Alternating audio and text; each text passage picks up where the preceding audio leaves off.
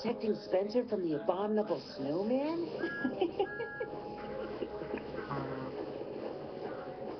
Spencer! Henry, is that you? Has it started? And then the abominable snowman went... "Grrr." I wasn't scared, of course. I'm a Duke's engine, after all.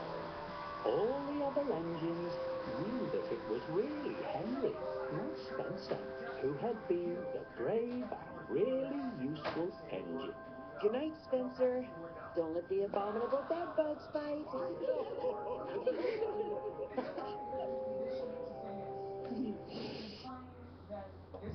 Ha.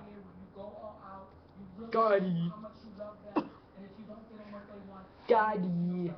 Gotti goo goo. Gotti. For some reason, everybody in school says Gotti. Excuse me.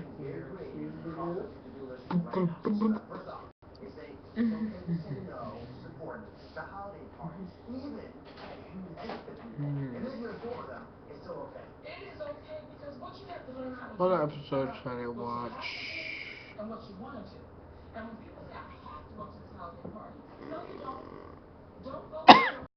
Ow. What? Actually, cough drop and stuff.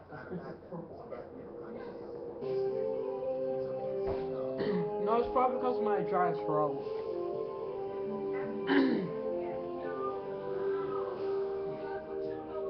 Or probably something that I ate that was like a little bit too dry. And where's Abby?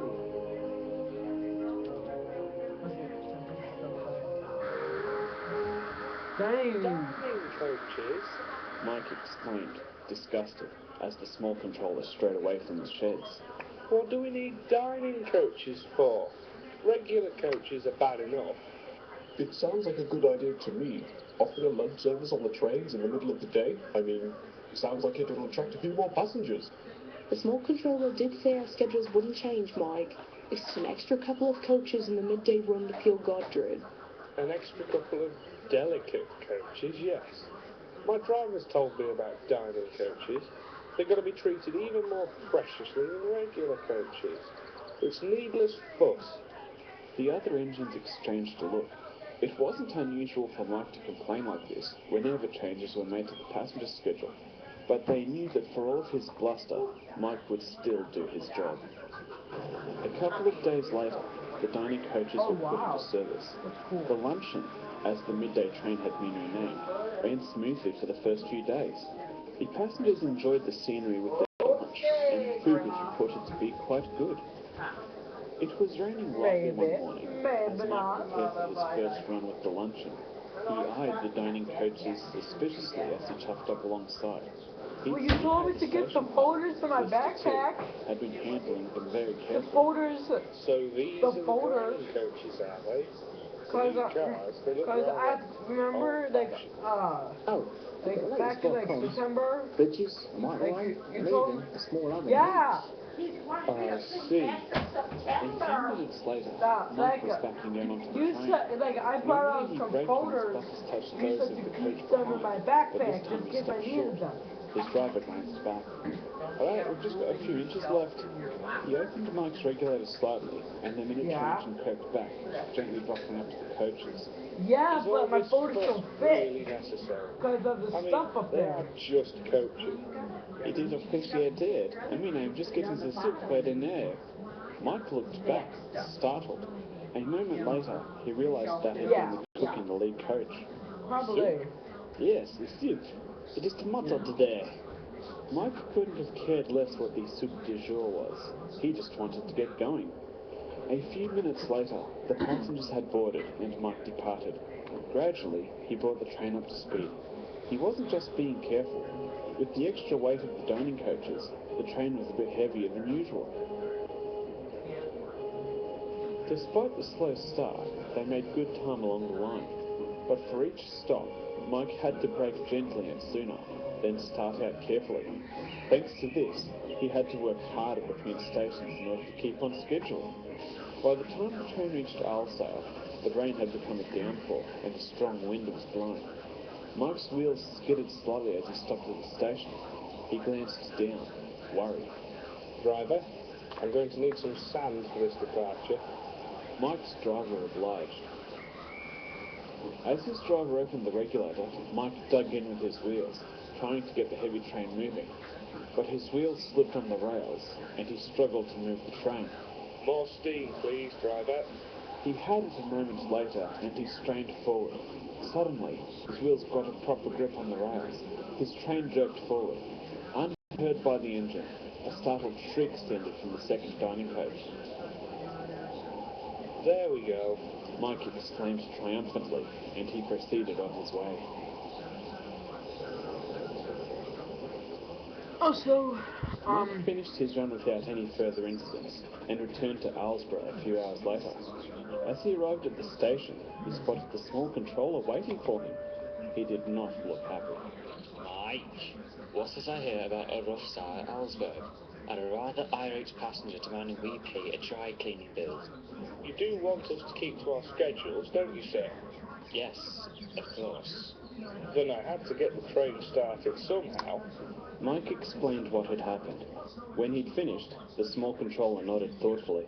I see. It may be best, if such situation arises again, that you warn the passengers in the dining coaches that something like that may occur. Yes, sir. As Mike headed for the shed, he couldn't help feeling rather annoyed.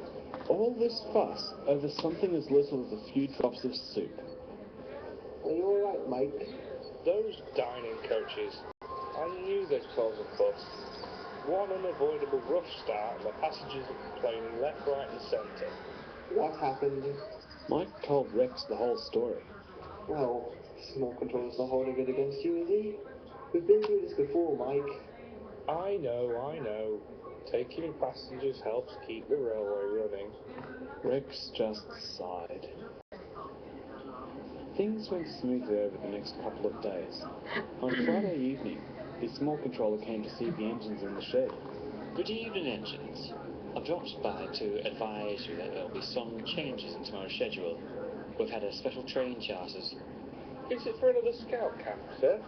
That was one of the more common special charters, as the trains could reach parts of the forest which were otherwise inaccessible. Actually, it's a wedding train. The ceremony is being held in that little forest clearing just out from Marthwaite. Oh, that sounds nice. Who's going to be taking the special, sir? Well, the maid of honour has organised the train, and she requested that Bert takes it. Me? Oh, am I to be the something blue again? You are indeed Bert. It will be an honour, sir. Naturally, I've had to rearrange your schedules slightly. Continued the small controller, and he outlined the details. Once he had left, Bert looked over at Mike, slightly worried. So you'll be covering the luncheon tomorrow? Well, that's what the small controller said. Oh, that's those blasted dining coaches again, isn't it? Wait. Couldn't he have given that to someone else?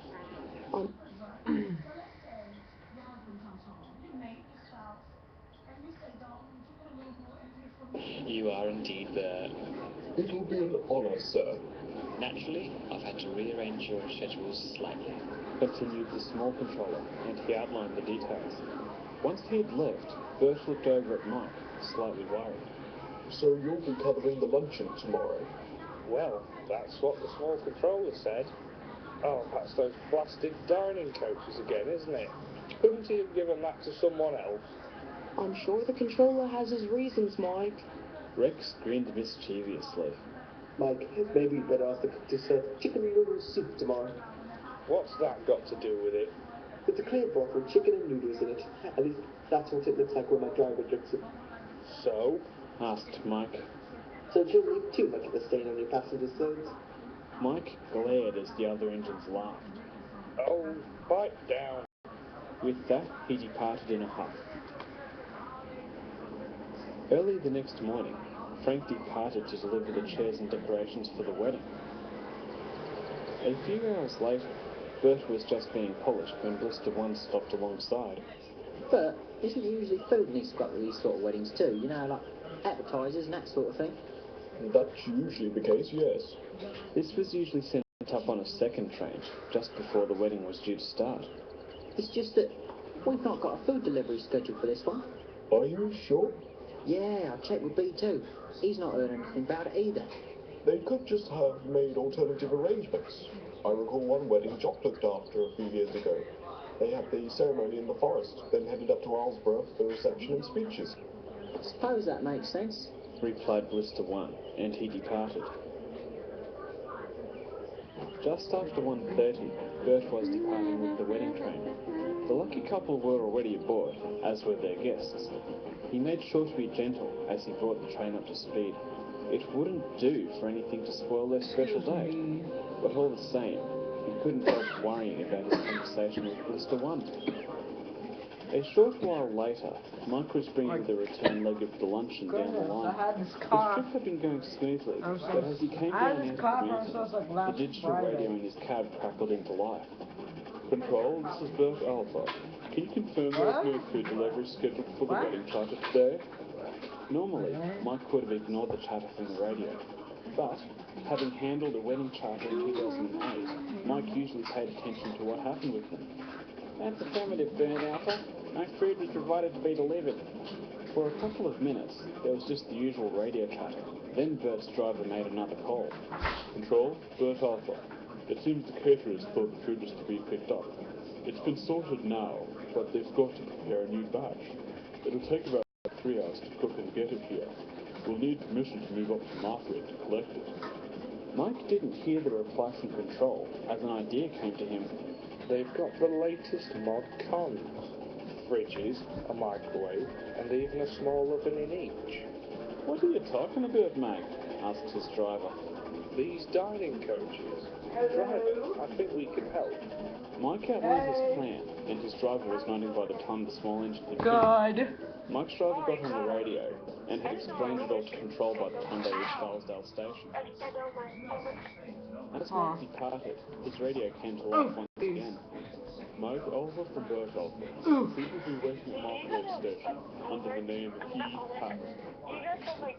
In the forest, Bert's driver put the radio Football on games? and Maid of Honor. The food is on the way, Mom. Emily replied. She stepped over to Good. Bert. Only that. Excuse me. Only like Yes, Mom? 2 or 3 Mike is actually covering one of your trains. games that are kind of related to football. Only we don't do the tackling. Bert considered it for a moment. What? In about 1 hour, Mom. It's a clear day, so I suspect it'll be sooner rather than later. Can you say that I should again? be able to fill that. Thank you, Bert. You're welcome, Mom. I don't think like to The learn wedding touch. started as Bert backed down towards Farquhar Road to clear the main line. He was relieved it had Like worked what do you out, mean? thanks in no small part to Mike and that maid of honor, Emily. A little while later, Mike arrived at Marthwaite Station. Spotting a delivery truck waiting by the tracks, he whistled twice. No, Have we you got a don't food do that delivery? either. Should be for E-Hat. Sure enough, the van No. did have the food for the wedding. It was quickly loaded into the kitchens of the It two is- dining coaches. Straight into the ovens and just fridges try of to like. Mike's Well, decided in to our put on first a couple of game minutes that behind schedule, was and kind of he related to accelerated football, we even, had to take keen like to make up that 3 time. steps, then throw the As ball his to a wheels different pounded the person, rails, and the then wedding 3 food steps. tinkled along. So All the 3 steps. preparation had been done by the Same caterers, thing until only we the get to the actual other side. cooking itself was needed. As And Mike our approached team, the wedding venue, he heard somebody and speaking if over a tunnel. our team wins, When I first moved then house, I had no goes on idea that side, then the other team has to go on the side that the other team, that our team got I'll have to on. get the food unloaded What? quickly. Mike stops next to the clearing. But His driver, the cooks, and 3 of the groomsmen started unloading the food. Soon they were done. Mike whistled as he pulled away. He'd done his part, and just in the nick of time, too. Later that evening, also our second game was like that, but only a tad bit different. Cause we threw the ball. Well, we had to like take turns of who was like supposed to be like telling us what to do, I suppose and they then are. The yeah. other engines chuckled and went to sleep. Early the next morning, the engines received a visitor. Good morning, It's Angel.